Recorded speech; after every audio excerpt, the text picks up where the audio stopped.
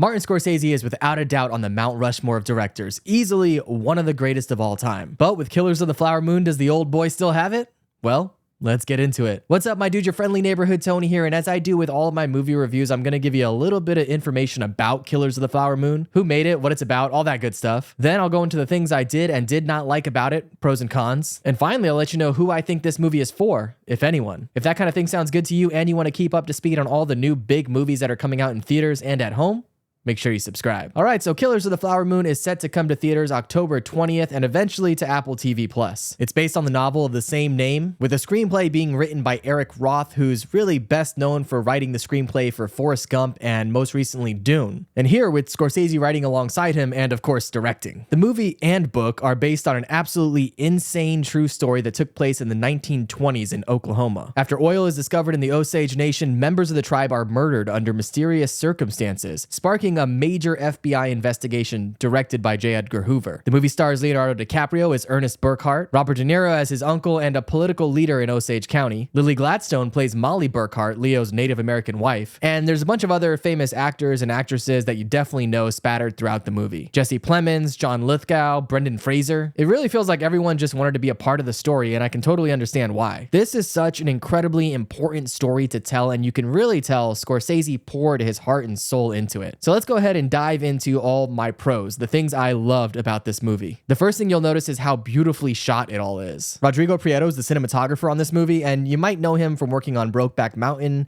The Irishman, or even the Barbie movie most recently. He is so incredibly talented, and I can't wait to see what else he does. But here in Killers of the Flower Moon, every shot is gorgeous. The landscape and scenery are stunning, the costumes are beautiful and seem authentic. I can't speak to that personally, but I do know Scorsese spent a lot of time with the local tribal leaders in that area in an attempt to involve them and make the movie as true to life as possible. It really does feel like he must have put an ungodly amount of research into making this movie. I also love that they, for one, cast actual Native American actors and actresses in the movie, and that they use the native language of that area. Leo and De Niro even have a number of scenes where they're fluently speaking in the Osage language, which, yo, shout out to them. I am terrible at languages, so I could never. But it again speaks to how important this movie is and how seriously they took it. The soundtrack is also great. They incorporate what sounds like native drums and songs and chants all throughout the movie, and it sounds so damn good on the theater speakers. This is definitely one to watch on the biggest screen possible with the best surround sound. The acting is another thing that really stands out as impressive. Leo is completely transformative in this role. He plays this character as a slightly dumb, love-struck, sweet, but ultimately terrible and flawed person. It's really complicated, but he nails it. And I wasn't really sure what to think of De Niro at first, but he does such a great job at just portraying this trash human who thinks more highly of himself than he really should. Lily Gladstone is also a standout. She is beautiful and strong, but stoic and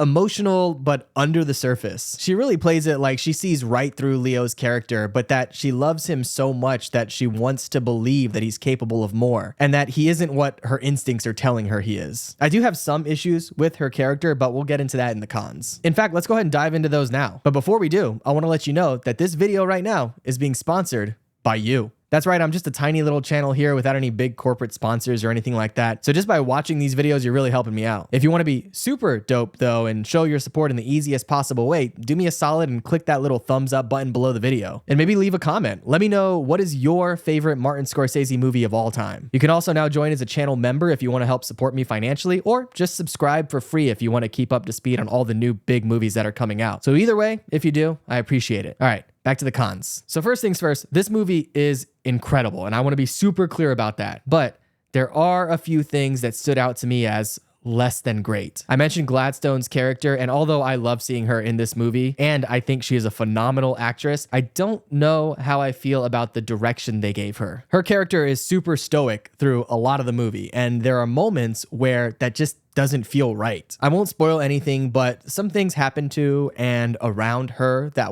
anybody would blow up about, and she just stays stoic. Now, I don't know if that's authentic to the historical figure that she's playing, but it just felt odd. And again, this is only in brief moments throughout the movie. 90% of the time, she is crushing it, and you can't help but really fall in love with her character. I would just be lying to you if I ignored those other moments. There are also some smaller roles throughout the movie that I had some issues with. As I mentioned before, there are a bunch of actors and actresses with cameos, especially as we get towards the third act. And there were a couple of scenes with specific lines delivered during those cameos that felt like they just took the first take without letting them really get into their character. Again, we're definitely nitpicking here. None of this is going to ruin the movie for you. What might be difficult for some, though, is really the giant elephant in the room. And that is, yes, this movie is long. It is long as hell. Almost 3.5 hours. And although that didn't bother everybody that I saw the movie with, most of us felt it. The movie's really broken up into 3 parts. There's the murders that take place, the investigation that follows, and then finally the trial. And for me, the first part just took way too long. Probably about 2/3 of the movie is just breaking down who killed who and where and when and how. And by the time you actually get to the FBI investigation, I was sleepy. And of course, that's the best part. So the movie does pull you back in, but it just rushes through the rest of the movie after that. So you don't get to flush out all the characters they introduce. And it just feels like you're not getting everything you want. Now, I'm assuming Scorsese just really wanted to focus in on the murder specifically. But for me, I was much more interested in the investigation and the trial, so the balance didn't really work out for what I wanted. And based on what I've been hearing from others, what a lot of people also wanted. All in all, though, it's an incredible movie. The story is something that I'm ashamed I never knew about, and I'm so happy that we're learning about it now. It is masterfully shot, expertly acted, beautifully scored, and I'm sure it's going to get nominated for every major award under the sun. Also, they do something really cool and interesting at the very end of the movie that made me feel Scorsese's love and passion for storytelling. I can't believe this guy still has it after all these years. So, who do I think Killers of the Flower Moon is for?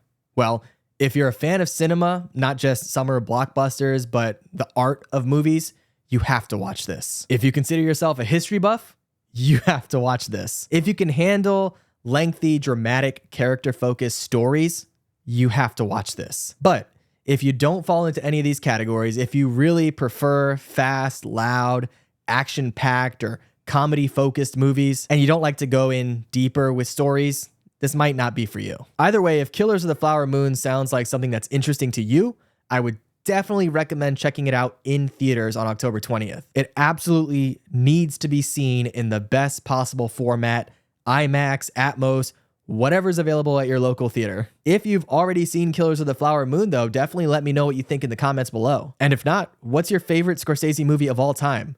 I think for me, it changes all the time, but right now, I'm gonna go with The Wolf of Wall Street. And of course, if you just want to keep up to speed on all the new big movies that are coming out in theaters and on streaming, make sure you subscribe. All right, my dude, I'll catch you in the next one.